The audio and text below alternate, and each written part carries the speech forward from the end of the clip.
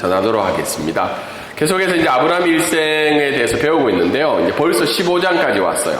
11장 후반부부터 시작해서 이제 15장까지 왔는데 이제 10번 정도인데 아브라함 이야기는 앞으로 한 7, 8장이 더 남았어요. 그래서 아마 한 20번, 최소 20번이고 길면 이제 한 30번까지는 갈 것 같은데 아브라함의 일생에 대해서 배우고자 합니다. 물론 한 사람의 성경의 한 사람의 인생에 대해서 뭐 윤리적으로 또 그 사람의 캐릭터에 대해서 우리가 배우는 것이 사실은 성경에 그렇게 적합하지는 않아요. 뭐 그 사람의 도덕적인 부분, 그 사람의 행한 부분에 대해서 우리가 배움은 있지만 이 아브라함의 일생을 통해서 우리가 좀 발견해야 되는 것은 하나님이 누구신가를 집중적으로 우리가 알아가야 됩니다. 이 아브라함의 삶을 통해서 하나님이 누구신지를 알게 되고 또 하나님이 그의 인생을 어떻게 이끌어가고 계시는지를 발견하는 것이 오늘 우리가 계속해서 아브라함 일생을 듣고 배우는 시간이 아닐까 그런 생각을 하게 됩니다. 그래서 오늘 아브라함의 일생의 10번째 시간으로 제목이 하나님이 인정하시는 믿음입니다. 하나님이 인정하시는 믿음이라는 제목을 가지고 오늘 말씀을 전하고자 합니다. 이 사진은 이제 한 번씩 다 보셨을 거예요. 이제 작년 12월 29일 날 한국에 참 안타까운 일들이 있었죠. 바로 제주항공 참사 사건이었습니다. 연말에 여행을 갔다가 무안공항에 이제 도착했던 제주항공이 기체의 어떤 결함으로 인해서 갑작스러운 결함과 또 공항의 여러 가지 사항들 때문에 거의 이제 두 분을 제외하고는 다 이제 소천을 어쨌든 죽음을 맞이하게 되었죠. 그래서 어제 이제 공항에 갈 일이 있어 가봤는데 참 마음이 안타까운 게 양쪽으로 한쪽은 티웨이 항공사가 있었고 한쪽은 제주항공사가 있었어요. 이 방콕 공항에, 수암나푼 공항에. 근데 제주항공은 사람이 없어요. 타는 사람이 있긴 해요. 근데 거의 이제 텅텅 비어 있고 반대편 티웨이는 이제 줄이 엄청 많은 거죠. 티웨이가 어제 보니까 12개의 창구를 쓰고 있더라고요. 두 개는 비즈니스인 거 같고 10개는 일반 좌석. 예전에 제가 몇 년 전에 탔을 때는 티웨이가 4개밖에 없었어요. 아마 이제 제주항공이 그만큼 어려움을 겪고 있다는 내용이 아닐까 생각합니다. 근데 저 사진에 나오는 모습이 뭐냐면 이제 기장이 마지막 끝까지 그 비행기의 핸들을 잡고 있는 장면이라고 그래요. 사고 나기 이제 얼마 후까지 무언가를 기장이 끝까지 붙들고 안간 힘을 쓰고 있는 장면이 아닐까 많은 사람들이 해석을 하고 있습니다.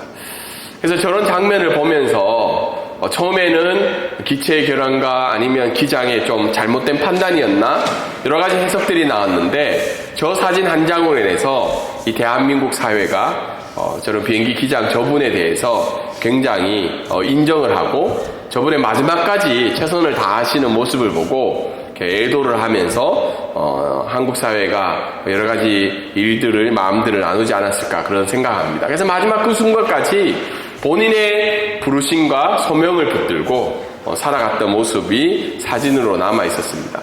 두 번째 사진은 뭐냐면 이 제주항공 참사 이후에 그럼 누가 또 어려움이 있냐? 물론 유족들도 힘들고 주변에 있는 공무원들도 많이 힘들지만 그 중에 좀 힘든 사람들이 바로 직업군이 바로 소방관들이라 그래요.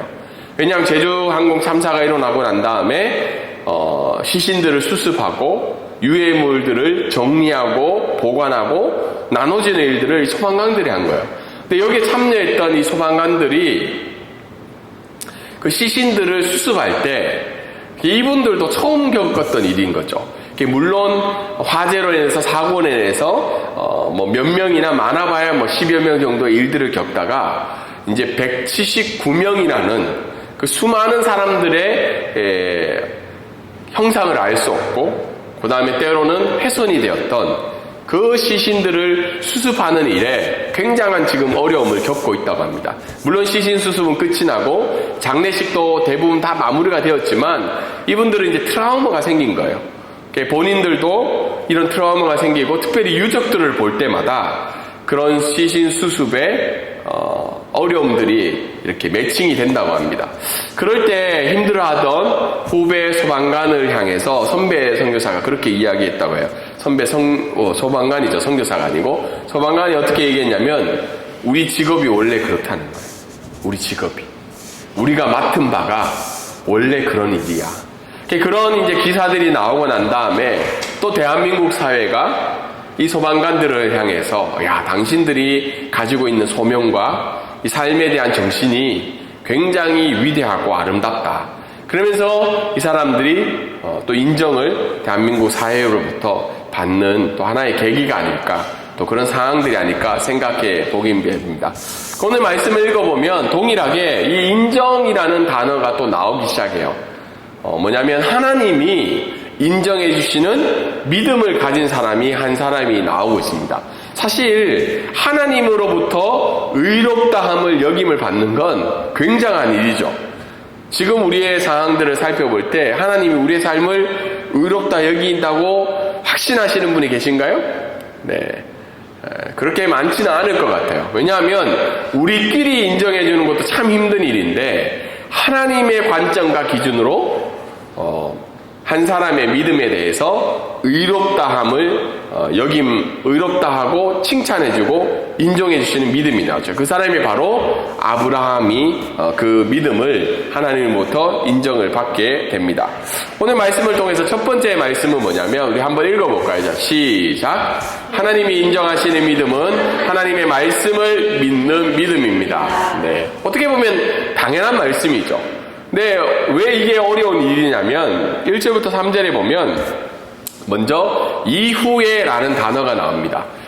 창세기 15장 말씀을 좀 더 크게 두 부분을 나누면 1절부터 6절까지는 하나님의 언약 중에 아브라함의 자손에 관한 내용이 나오고요. 그리고 오늘은 뭐만 나오죠? 자손에 관한 내용만 나오죠. 그리고 두 번째 부분은 7절부터 21절까지인데 하나님이 약속한 그 땅에 대한 하나님의 언약적인 사건들이 나오고 있습니다. 비록 아브라함이 이미 가나안 땅에 들어가 있지만 그 땅이 앞으로 하나님이 약속한 땅이 될 것이라는, 하나님 나라가 될 것이라는 약속을 해주는 장면이 15장에 나옵니다. 오늘 먼저 1절부터 6절까지 자손에 대한 것들을 볼 때 오늘 1절에 보면 이후에 라는 말이 나왔습니다. 이후에. 이후라는 말은 뭐죠? 어떤 중요한 사건이나 중요한 일들이 생기고 난 이후에 이 말씀이 있다는 거죠. 우리가 잘 알고 있는 대로 지난주와 그 지난주의 일들을 보면 무슨 사건이 일어나나요? 전쟁이 일어났죠. 그 땅의 전쟁이. 그 땅의 전쟁은 아브라함으로부터 생긴 전쟁이 아니라 서쪽 나라에 있던 5개 연합국이 동쪽 나라에 있던 4개 연합국을 배반하는 장면이 나오죠. 조공을 거부하고 우리는 우리끼리 잘 살 거야, 당신들이 필요 없어 라고 이야기를 하고 난 다음에 전쟁이 일어나죠. 그래서 아브라함이 어떻게 해요? 자기의 조카 롯이 그 전쟁의 소용돌이에 있다가 잡혀감을 듣고 믿음으로 318명을 데리고 전쟁에서 참여하여 승리하게 됩니다. 그 이후에 어떻게 돼요? 승리하고 돌아오는 길에 두 왕이 아브라함을 영접하게 되죠. 아브라함을 칭찬하고, 특별히 살렘 왕인 멜기세덱이 아브라함과 함께 하셨던 그 하나님을 찬양하는 내용이 나오죠. 그리고 아브라함도 어떻게 해요? 내가 승리한 것은 하나님의 은혜고 하나님의 언약이었다고, 하나님의 이름 때문이었다고 이야기를 하고 있습니다. 근데 소돔 왕은 어떻게 하나요? 그 하나님을 찬양하지 않고 아브라함에게 자신의 것을 보상해 주기를 원하죠. 그런데 아브라함은 어떻게 돼요? 그것을 거절하고 인간적인 승리에 집중하는 것이 아니라 이 모든 것을 하나님께 돌리는 것을 나타나고 있습니다. 그런 사건이 나타난 이후에 오늘 말씀이 나오는 거예요. 그러니까 아브라함 마음 가운데는 두려움이 있다는 거예요. 왜냐하면 그 1절에 보면 여호와의 말씀이 환상 중에 아브라함에 임하여 이르시되 아브라함아 두려워하지 말라. 이 말은 뭐죠? 아브라함이 지금 두려워하고 있다는 거죠. 두려워하지 않는 사람에게 두려워하지 말라 하면 좀 이상한 거잖아요. 배고프지 않는 사람에게 보고 배고프지 말라. 기쁘지 않는 사람이 있기 때문에 기뻐하라고 이야기하는 거죠. 두려움에 떨고 있는 이 아브라함이 나오고 있습니다. 그래서 아브라함이 두려움에 떨고 있는 이유는 뭐 여러 가지 이유가 있죠. 하나는 보복이죠. 보복. 동쪽 나라의 4개 연합국이 언제든지 쳐들어올 수 있는 거죠. 자기의 패함을 다시 한 번 더 전쟁을 통해서 아브라함에게 보복하기를 원하죠. 두 번째는 뭐냐면 이 서쪽 나라에 있는 5개의 연합국이 어떻게 이제 아브라함을 불편하게 생각하는 거예요. 저 생각보다는 강한데 어떻게 우리가 패한 전쟁을 이겼지 하면서 인정해주는 마음도 있지만 한편으로는 아브라함을 경계하고 아브라함을 불편하게 생각했기 때문에 이런 마음들이 아브라함 가운데 찾아오기 시작했던 거죠. 두 번째는 어떤 두려움이 있었냐면 약속이 아직 안 이루어지는 거예요. 특별히 자식에 대한 약속이.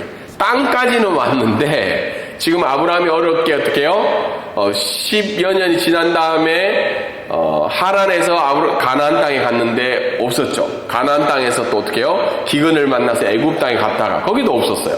그리고 애굽 땅에 갔다가 어떻게 해요? 다시 가나안 땅에 왔는데 없고 전쟁을 치르고 난 다음에도 아직까지 없는 게 바로 이 자손에 대한 언약이 이루어지지 않고 있다는 겁니다. 그래서 하나님이 이 얘기를 하니까 아브라함이 뭐라고 이야기해요? 2절에 보면 주 여호와여 무엇을 내게 주시려 하나이까? 왜냐 앞에 상급이라는 단어가 나오죠. 내가 너희를 보상해 주겠다. 그러니까 아브라함이 하는 말이 주 여호와여. 이 말은 하나님을 인정하는 말이에요. 다만 약간 하나님 앞에서 그런 말 있잖아요. 그래 하나님인 줄 압니다. 근데 이제 그래서 뭐 주시려는 거예요? 이렇게 좀 생각할 수 있죠. 그러면서 하는 말이 뭐냐면 나는 자식이 없습니다. 당신이 알고 있는 대로 당신이 언약을 이루어 주셨지만 나는 아직 자식이 없다는 거예요. 그래서 자식이 없으니까 누구한테 줘야 된다는 거예요? 내 상속자는 나로 인한 민족이 아니라 내 집에서 길린 자인 엘리에셀이 나의 상속자가 될 겁니다. 이 말은 그 당시에 자기 집에서 길리온 자가 상속자가 되는 경우가 있었다고 합니다. 그래서 사회적인 인식이나 사회적인 상황 속에서는 특별히 문제가 되지 않아요. 그냥 상식적으로 또 현실적으로 그 대안에 따라서 어떻게 해요? 하나님 이제 그만 얘기하세요. 내가 당신을 믿습니다. 그렇지만 그에 대한 대안으로 어떻게 해요? 엘리에셀이 나의 상속자가 될 겁니다. 왜냐하면 그때까지 없었던 상속자가 없었던 아브라함은 굉장히 수치를 당하는 상황이었다고. 옛날에도 우리 어떻게 해요? 우리 어렸을 때나 예전 시대에 보면 특히 여성들이 아들을 낳지 못하는 것에 대한 굉장한 수치가 있잖아요. 평생 한이 되고 특별히 아이를 낳지 못하는 것에 대한 불편함들이 있었잖아요.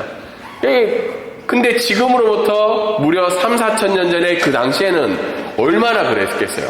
그 가문을 이끌어갈 상속자가 없어. 그래서 아브라함은 빨리 누구를 세워야 돼요?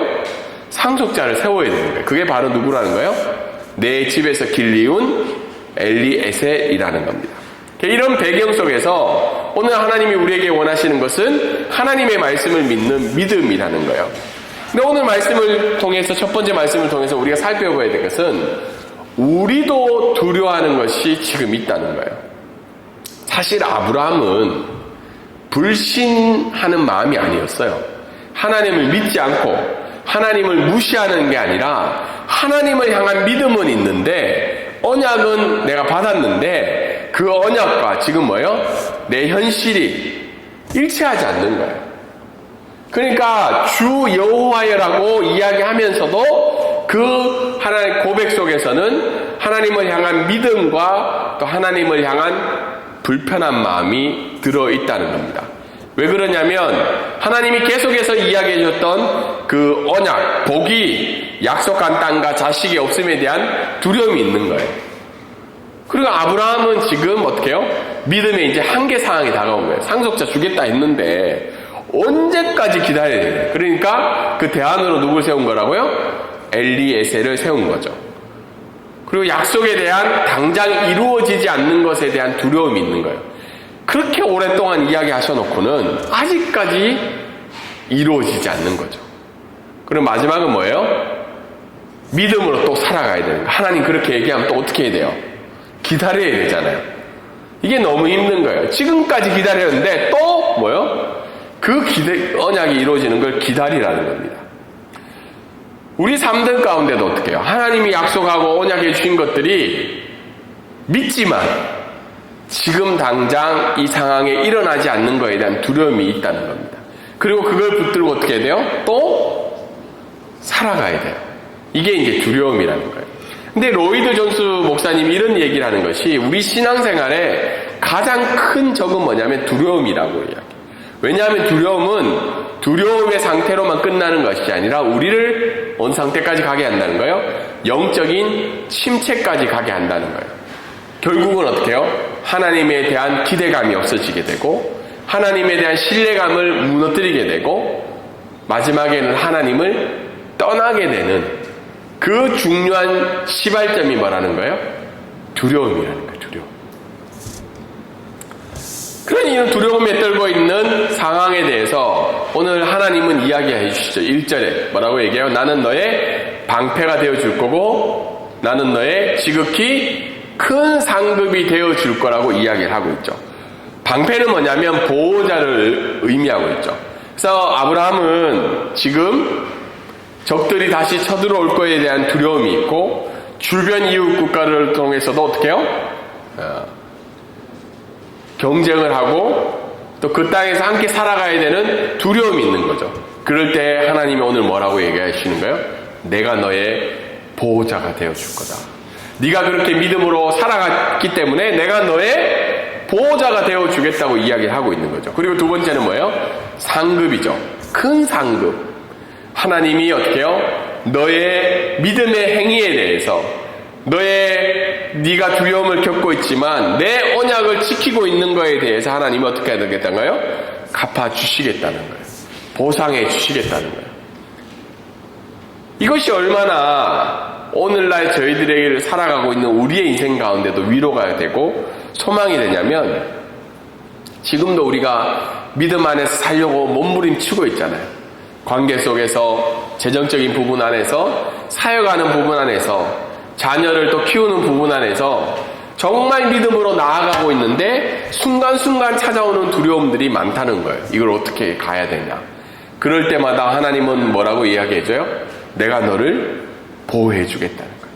너의 믿음과 너의 기도에 대해서 내가 보호해 주겠다는 거예요. 그리고 비록 지금은 내가 손해보는 일들을 겪는다 할지라도 너에게 지금 많은 이익이 없다 할지라도 그 믿음의 선택에 대해서 내가 너에게 큰 상급과 보상을 해주겠다는 믿음의 언약을 우리에게 알려주시고 있습니다.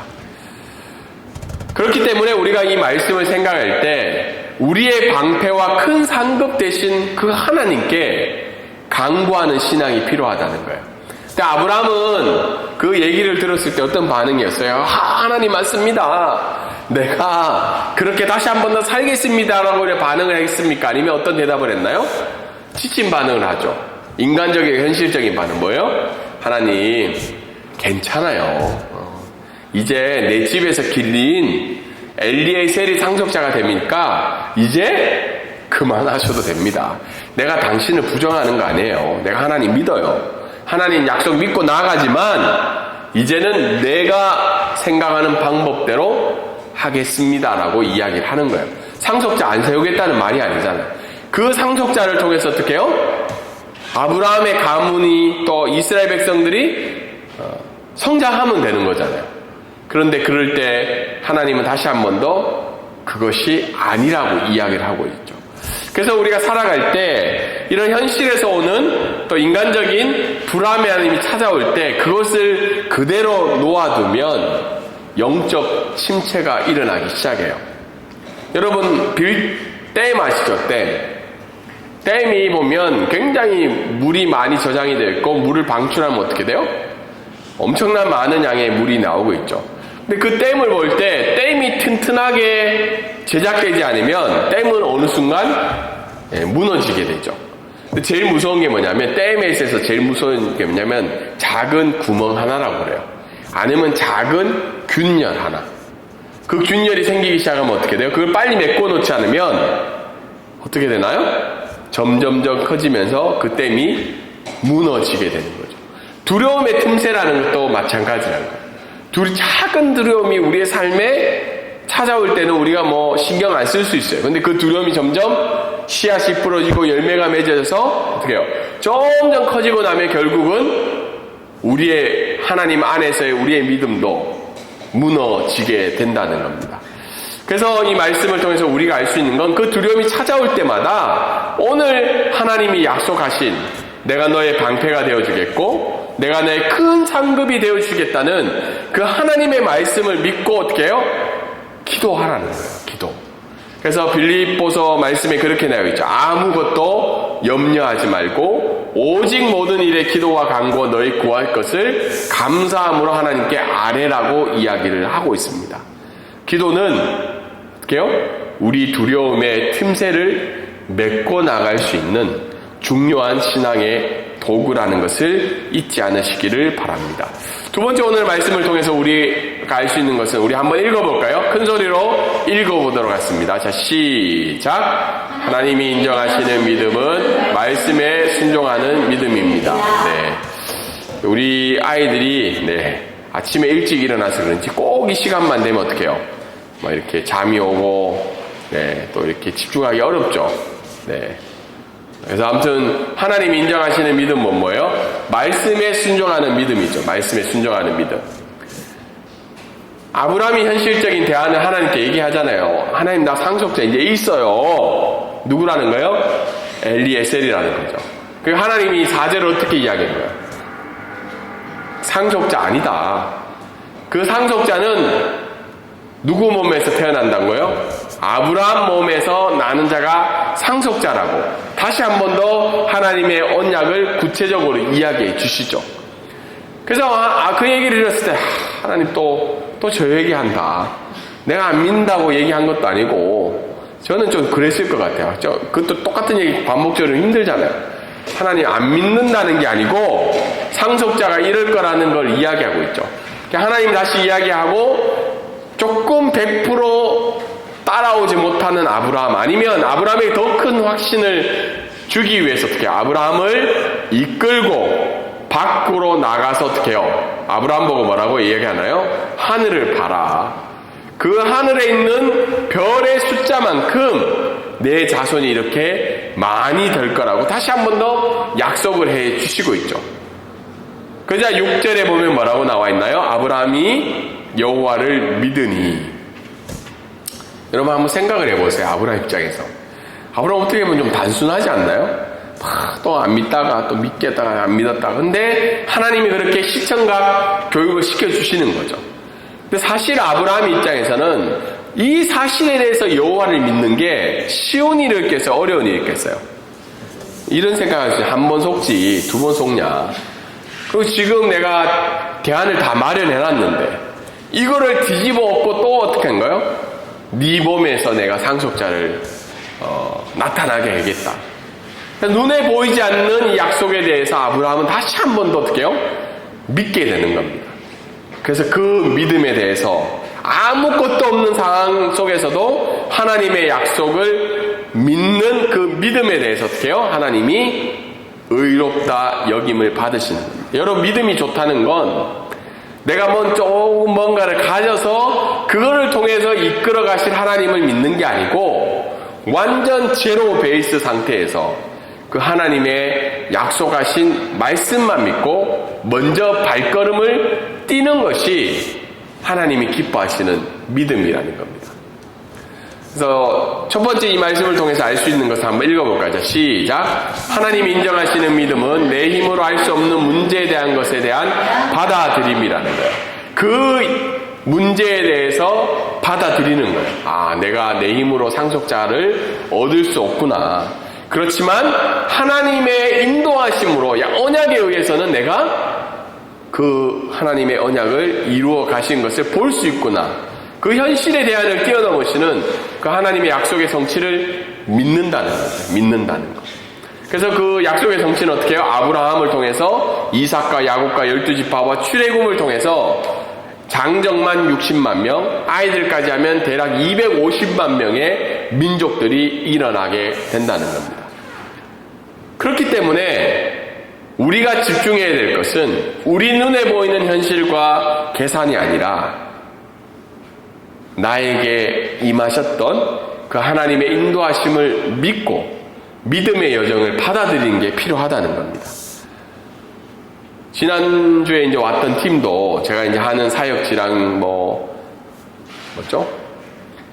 신학교랑 여러 군데 다 보고 왔어요. 그래서 제가 이제 이번 학기는 거의 이제 5과목 가르치고 있거든요. 두 학교에서 한 4과목, 한 과목 가르치고 있고, 또 여러 가지 연구소 사역이나 태국교회 관계나 이런 일들을 하니까, 그 중에 이제 두 분이 물으셨어요. 목사님, 그런데 굳이 이렇게 바쁘신데, 교회까지 하셔야 되겠냐고. 이제 그런 질문을 하는 거죠. 그랬을 때 이제 또 귀가 살짝 솔깃할 수도 있잖아요. 야, 그래, 다른 사람 다 괜찮다 하는데 굳이. 근데 이제 그럴 때마다 제가 늘 고백하는 것이 이 교회 사역은 제 힘으로 할 수 없는 걸 저는 날마다 고백해요. 학교 강의 사역이나 교수 사역이나 연구 사역은 열심히 한 만큼 결과가 많이 나타나요. 물론 거기에도 하나님의 인도하심이 있지만 이 방콕 브릿지 교회 사역은 제 힘으로 할 수 없다는 것을 늘 고백할 수밖에 없는 거예요. 이 말은 목사님 이 교회 사역 별로 안 좋아하는 거예요. 이 말이 아니라 이 목회 교회 개척 사역은 내 힘으로 할 수 있는 게 많이 없다는 겁니다. 그랬을 때 어떻게 해요? 이 상황을 받아들이고 이 상황 가운데 하나님의 인도하심을 믿고 맡기며 걸어가는 게 필요하다는 거예요. 찬양에 가서 우리 한 번씩 부르죠. 날이 저물어 갈 때, 빈들에서 걸을 때. 날이 저물어 간다는 건 뭐예요? 오늘 하루의 일을 내가 더 할 수 없다는 거죠. 아무것도 할 수 없는 일. 빈들은 뭐죠? 열매가 없는 길을 그냥 걸어가는 거예요. 그때 어떻게 해요? 하나님이 인도하시는 때라는 거예요. 내 힘으로 할 수 없고 내 능력으로 할 수 없으면 하나님 앞에 고백하며 받아들이는 그때 누가 일하신다는 거예요? 여호와 하나님이 일을 하신다는 겁니다.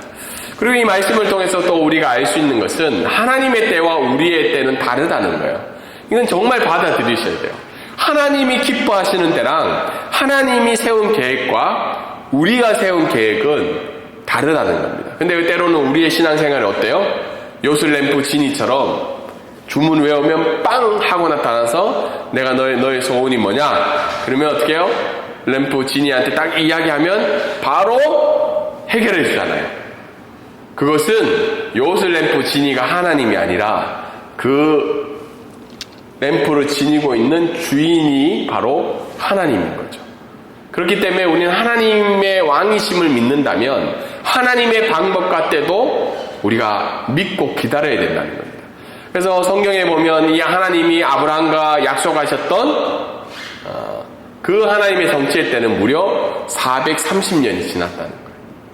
근데 지금 우리가 기다림이 1, 2년도 힘들잖아요, 사실. 30년 기다렸다? 그것도 길지만 여기에 비하면 어떻게 해요? 짧죠. 노아의 방주가 어땠나요? 하나님이 노아에게 방주를 만들라고 명하시죠. 홍수가 내릴 거다.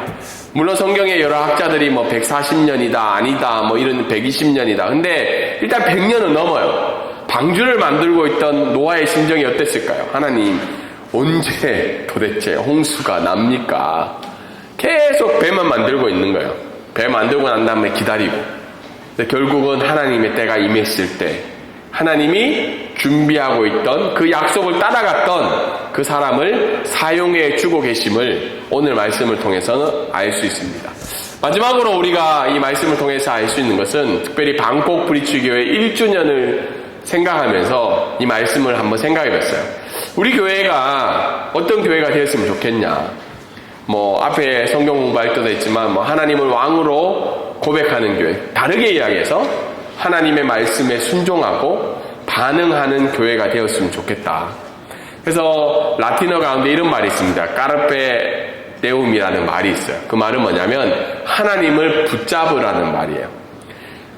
붙잡으라는 거예요. 그냥 와서 믿는 게 아니고 하나님 안에 거하려고 애를 쓰고 하나님의 언약을 붙잡으려고 애를 쓰고 하나님의 왕되심을 믿고 나아가는 것을 붙잡으라는 겁니다. 붙잡으라는 것. 그게 바로 까르페 네움입니다. 사실은 이 말이 까르페 디움이라는 말로 먼저 번역이 되어 있거든요. 현실을 붙잡으라. DM입니까? 까르페 DM으로 얘기하죠. 현실을 붙잡으라. 그런데 데움이라는 말은 이제 하나님이라는 말이죠. 그래서 하나님을 붙잡으라는 거죠. 현실을 붙잡는 걸 넘어서서 하나님을 붙잡고 나아가는 것이 하나님이 약속하신 그 말씀을 믿고 살아가는 삶이라는 거예요. 붙잡으려면 어떻게 해야 돼요? 가만히 있으면 붙잡아져요? 아니죠. 하나님의 말씀과 기도를 통해서 간구함으로 내가 너의 방패와 상급이 되어주시겠다는 그 하나님의 언약, 내가 너를 복의 근원으로 삼겠고 너를 큰 민족으로 만들겠고 너를 통하여서 많은 자들이 하나님께 돌아오게 될 거라는 그 하나님의 귀한 언약을 믿었던 아브라함처럼 동일하게 우리 방콕브리지 교회가 하나님의 언약된 말씀에 순종하고 반응하는 교회가 되기를 주님의 이름으로 소망합니다. 아주 말씀을 적응하면 보호자와 상급자 되시는 보상해 주시는 그 하나님의 말씀을 믿을 수 있는 은혜가 우리에게 필요해요. 그냥 가만히 있고 말씀을 들으면 믿어지는 게 아니라 이것이 상황마다 하나님 앞에서 겪어야 되는 어려운 상황마다 하나님이 그렇지, 하나님 나의 보호자 되시고 내가 선택한 믿음의 행위에 대해서 하나님이 가장 좋은 것으로 나에게 갚아주신다는 그 믿음에 대한 은혜가 필요하다는 겁니다. 두 번째는 뭐예요? 어떤 상황 속에서도 하나님을 붙잡고 까르페 데움이라고 하죠. 하나님을 붙잡고 말씀에 순종하는 믿음을 고백할 수 있는 저와 여러분이 되기를 주님의 이름으로 소망합니다. 아멘. 이 시간 우리 자리